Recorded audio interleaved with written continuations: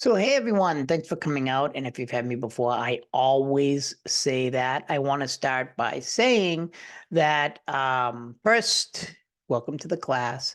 And second, we have to talk about the book. So, a lot of people usually who have me will stress that I don't use big pay books that often, but the Tilly book is really good as well as Trauma and Recovery. You might be able to get them free somewhere on internet, but I never told you that because I can't legally speaking. But the Tilly book is really good because he's taking this from a sociological perspective. He takes the relational approach. I want to stress the relational approach, that is, relations between people. So for him, the biological approach and these other approaches, they're not that good. For him, it depends on our social interaction. So he claims this relational approach that's based on, sociological interaction with other people, it can help explain why there's political violence. And this collective violence isn't just one person beating up another in a bar, although that's bar because I'm from Boston, but the fact that it's more collective in nature, meaning these are groups like the mob mentality during January 6th, quote unquote, insurrection, which is a great day because it's also my birthday. So he tries to study these phenomena in a way that gives us what he calls superior causations, meaning he thinks, and what academic doesn't, a policymaker, that his ideas are better at explaining the causes of political violence. Now, remember, this relational approach challenges other approaches, just to name one, the more biological approach is that political violence is in our nature. Maybe it is, maybe it isn't. That's for you to decide. So he comes up with all these kind of societal phenomena like opportunity hoarding. What's that? Well, that will cause conflict because let's say, for example, you live in a country like Bolivia, take for example, and all the opportunities are hoarded by one, a particular indigenous group, or the whiter, richer, Santa Cruz people who have their lineage towards Spain opposed to the indigenous people of Latin America. This can be applied anywhere. So then the indigenous people begin to rise up and cause violence in order to get a piece of the pie. This might not even just be this opportunity hoarding based on race, religion, etc., but it could be just based on the fact that a dictator like Somoza of Nicaragua, if you've known me, I lived in Nicaragua 8 years and was recently back during the violence against Daniel Ortega, the protests. So the question is, why do people go out and collectively cause this political violence that can even lead, as we can see behind us, the only way to live is to fight. I took a picture of this mural in La Universidad Nacional in Bogota, Colombia, that has had a lot of violence, that basically these people have to fight in order to get a piece of the pie, whatever that pie is. It could be work, it could be land, it could be just a broad spectrum of things. But what Tilly says is our relationship is based on often opportunity hoarding. You can see that in the United States, where, for example, the African Americans and blacks, that is, blacks like Haitians and others, had a fight during I believe, the 1970s against the white people in Boston for education money that they claimed, and probably is true, the white people was stealing from the black people in Boston. So that's why you had what they called school busing. This is a controversial measure, but I like in the PBS special, if I can find it again, I'll show it, where an African American woman said, if you're not going to go, right, if you're not going to give us the money that we deserve for educating our kids, we're going to go where the money is. So the reason she said that was basically, we're going to go and fight for the money, right, through this kind of school busing system where they would bus African American kids to the white schools and white kids to the African American schools.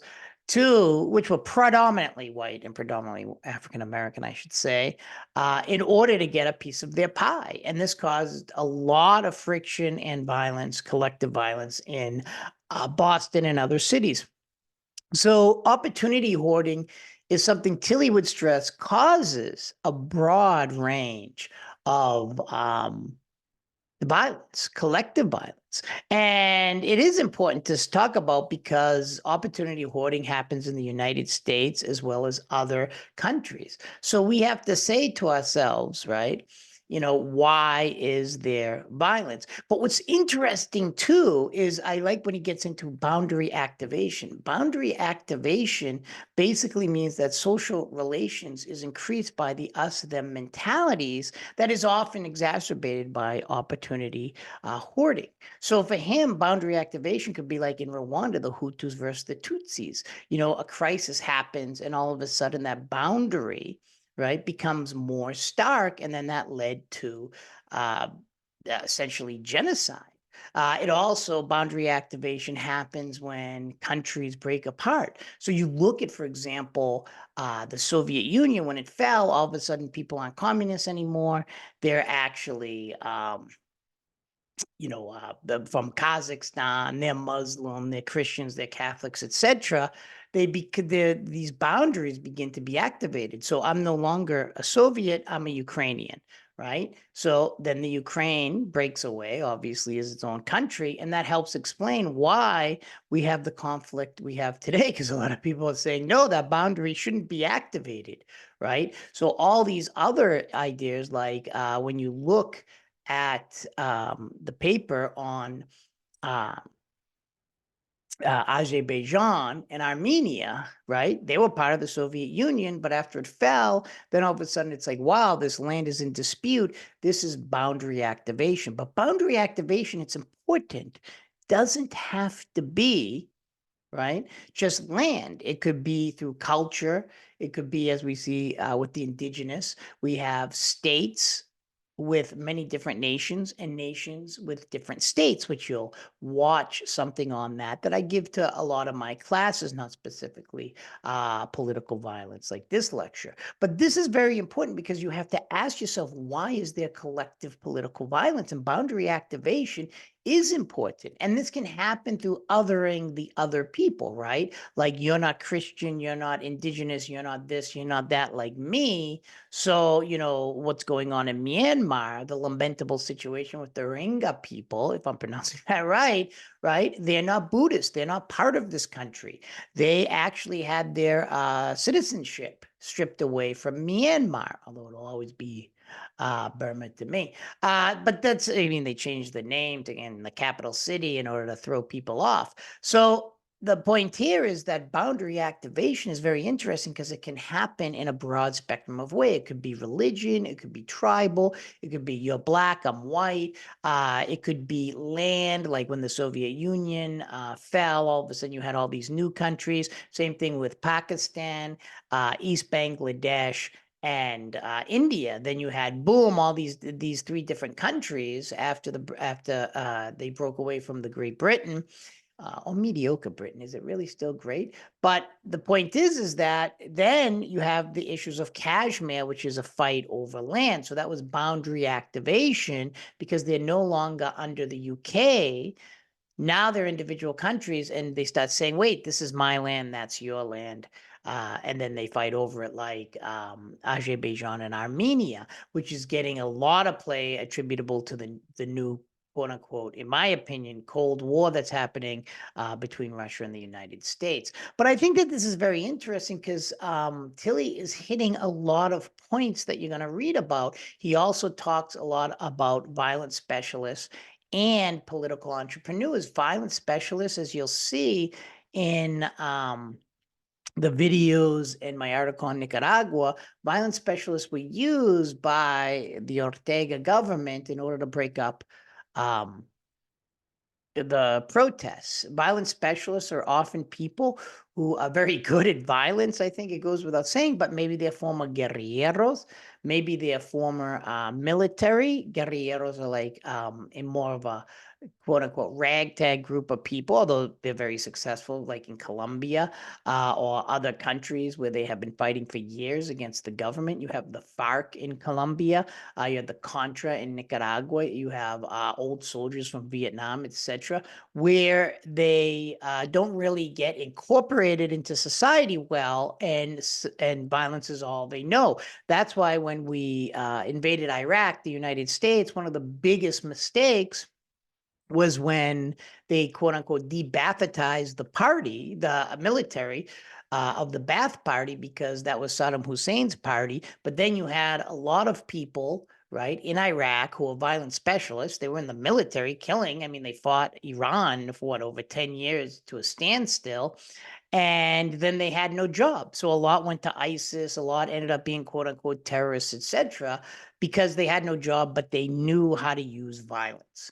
And this is very, very important because a lot of these people can draw upon these violent specialists to get things done. So if you look at Hitler, right, he used and incorporated a lot of these people into the SS, all these former World War I soldiers. The same thing happened with Mussolini. I want to say the black shirts, you can correct me if I'm wrong, were incorporated into Mussolini's kind of thuggery in order, to beat up opponents or anyone who didn't like them. They were violent specialists who didn't have jobs, but had a lot of guns, had a lot of military might. They were in World War II and know how to use them.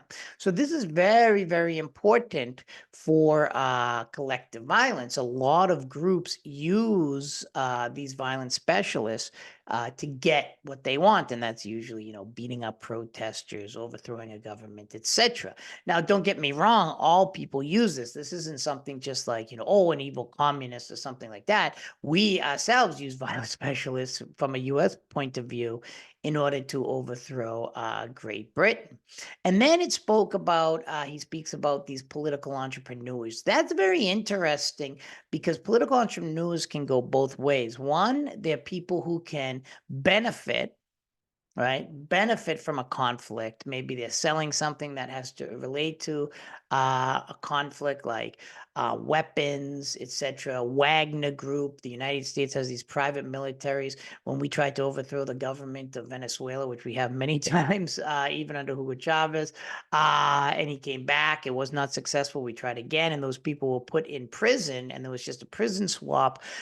There's a lot of people who open up these quote unquote private military corporations or industries or businesses in order to make money, but they're basically private, contractors. These are violent specialists, but the people making money are the more political entrepreneurs in these conflicts. So people are making money. So political entrepreneurs can be people who kind of, work with, say, Putin and others in order to make money. But political entrepreneurs are not always bad. There are also people who can kind of, maybe as we get to the second part, how do you stop conflict and what about after conflict, trauma recovery, etc.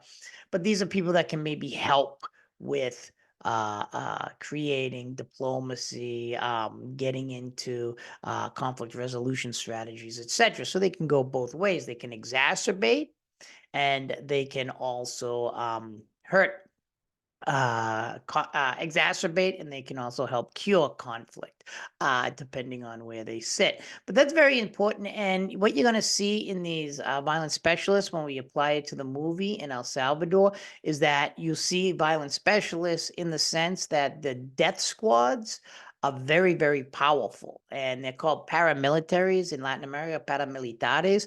In other countries, I'm sure they call them other things, but and Hamas, Hezbollah, military wing, these violent specialists, and we use them too against countries we don't like, which is problematic. That is from a U.S.-centric point of view, the U.S. government.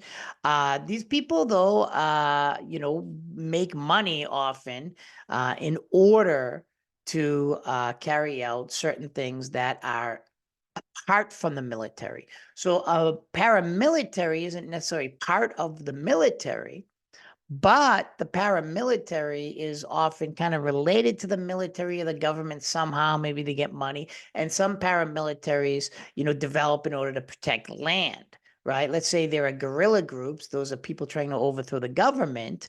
And then these other groups kind of develop in order to protect their land because the guerrillas want food and all this stuff. So then they start fighting. They have them in Mexico. You have the cartels, and then you have people saying, look, we have to defend ourselves. They're kind of like vigilantes, one student once said, but very strong vigilantes, these paramilitaries, and most are violent specialists.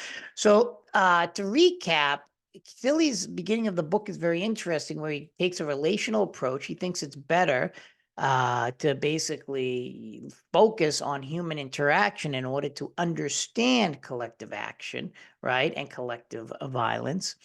And two, he looks into all these different social phenomena, like, what in social interactions causes this violence. And this whole opportunity hoarding is very interesting because people do hoard opportunities and then alienate people to the extent to which then they start having to fight. You see this throughout the world. I mean, and then you have within this situation too, you have these violent specialists, right, who basically fuel violence because they're being maybe paid. They don't have jobs, like in Iraq after the military was disbanded, after we invaded. A lot of those people didn't have jobs, right? But they have military and fight. And then you have a lot of boundary activation, which is kind of interesting, where in that case you might have othering other people. That is, like, you're not like me, you're not white, you're black, or boundary activation, like, oh, we're a new country. Now, I want to fight over this land, like they do in Azerbaijan, Armenia, and other places.